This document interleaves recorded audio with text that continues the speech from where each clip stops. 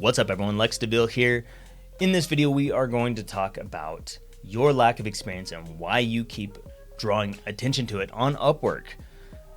Before we get into that, remember to like this video if you like these videos, and subscribe and turn on notifications if you want my notifications. If you want like Upwork tips and stuff like that, that's usually what we talk about. In our most recent video, which will be up above, we talked about whether or not you can, and if you should, delete your Upwork account and start over from scratch. My answer is yes, you can, and probably shouldn't, but those reasons are outlined in that video if you want to go check that out. In this video, we're talking about your lack of experience. You're starting out in a new skill, and you either feel like you can't get started, or you feel like you have to bring up your lack of experience in your bio, in your profile somewhere, in your proposals, and all these different places. Just a quick note before we dive into that, in case you're wondering where I've been, I got a cold, I stopped making videos, then right after the cold, a couple days later, I got COVID, so I've been out with those, and it's been a difficult pain in the butt, and then I picked up a whole bunch of clients, and I also picked up more schoolwork, and so it's been chaos, but here we are. So, you are bringing up your lack of experience. Should you do this?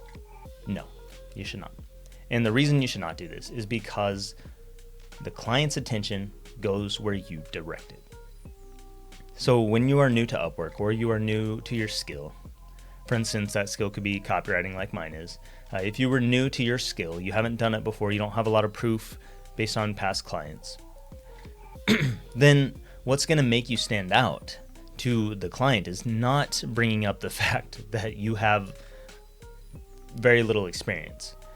When clients post jobs on Upwork and you are applying to them, the client posts the problem that they have, they post the skill that they need help with, and they usually post like a desired outcome, like this is what I want, this is what we want to achieve.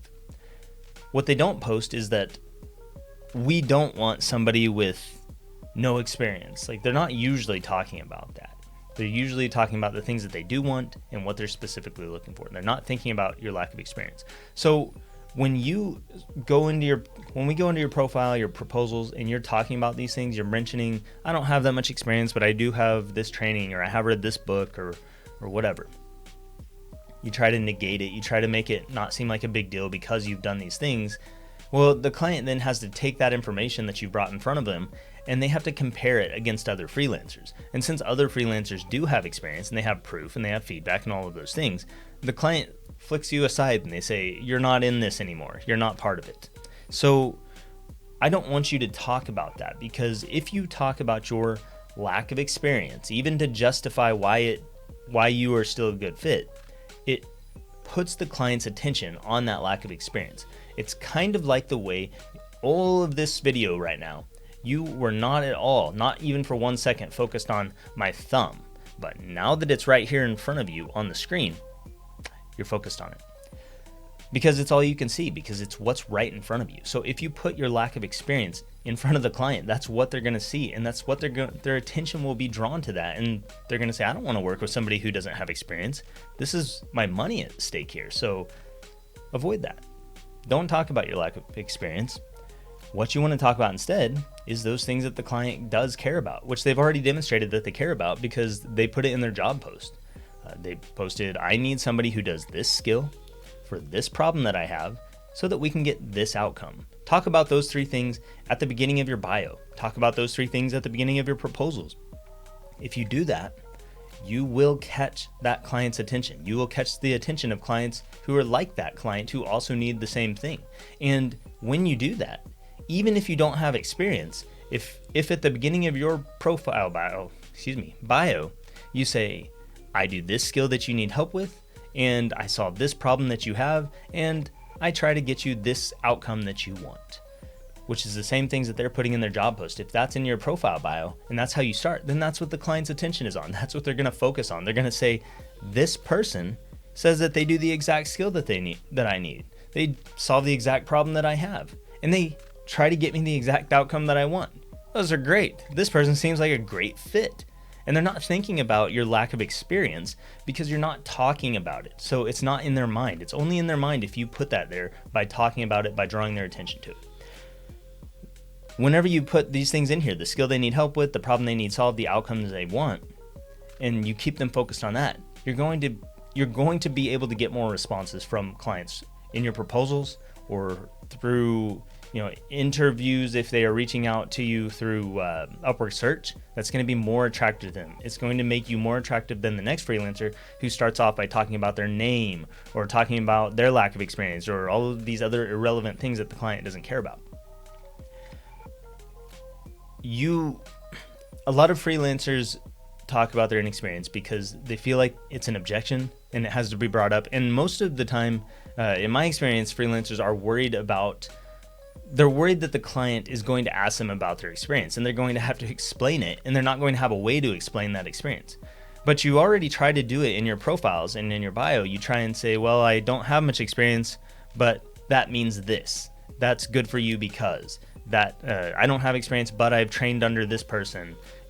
Those are all things that you should save for later, for in case you do get asked this question. So let's not focus on your lack of experience because it's not relevant for getting the client to respond to you, because we just need them to respond to us or to invite us, to reach out to us so that we can start a conversation. We need to start a conversation with this client so that we can find out if there's room for us to work together, if we might be a good fit. It's always about figuring out if we might be a good fit. So we don't focus on the fact that we don't have experience in this skill. We do focus on the skill that they need help with, the problem they need solved, and the outcomes that they want. We don't say we can guaranteed get you those outcomes. We just talk about the things that they want, the problems that they're having. Keep them focused on the things that they want to focus on. Move them quickly to respond to you, and then book a call if possible. Get them on a live call, because the more time that a client spends with you, you've heard me say this before, the more time a client spends with you, the more likely they are to be influenced by you. And you will be influenced by them to some extent, of course, but this is mostly about influencing them to hire you, to want to hire you.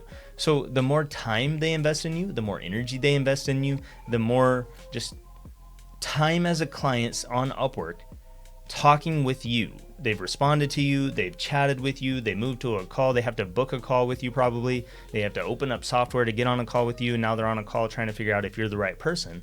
And you, even on these calls, you can keep them focused on their problems. You can ask them questions about their business, their problems, the skill that they need help with, why they think they need help with it, why others haven't worked out in the past, if they've had help with it before, what would a good outcome look like for them, what do they want from this, what would make you a good fit for them. If you're doing the asking, they're doing the answering, and they're not asking you about your experience. But on the off chance that they do ask you about that experience and you don't have that much experience, you can just say that once you're on the call, once you've spent a lot of time with them, because the client wants you to be the right person. By the time the client gets to a call with you, they want you to be the right person. So they will make up little excuses in their mind for why the thing is okay. So you can say, well, I don't have as much experience as other freelancers, but that's good for you because I don't bring the problems that other freelancers have. Maybe that's what you say, and that's how you justify it if you were to get asked that. Or you can say, I don't have the experience of other freelancers, but I have trained under this big name person, and that one. And I've read these books, and I think that I can help you. Your confidence is going to be key here. And if you doubt yourself, the client is going to doubt you as well. So if you stay focused on their problems and the outcomes that they want, you're going to have a much better chance of getting that response, moving them to a call, and influencing them. Because by the time they get on a call, even when you say, if you were to say, I don't have that much experience, in the client's mind, they're going to justify it. They're going to say, okay, he doesn't have that much experience, but his rates are a little bit lower than some other freelancers, and he seems like he knows what he's talking about. And so I think it'll be safe to move forward with him. And it's really just about making clients feel comfortable. That's what all of this is building up to. We focus on their problems, we move them to a call, we are confident, so we make them feel comfortable around us, and then that will help give them what they need to give you a chance.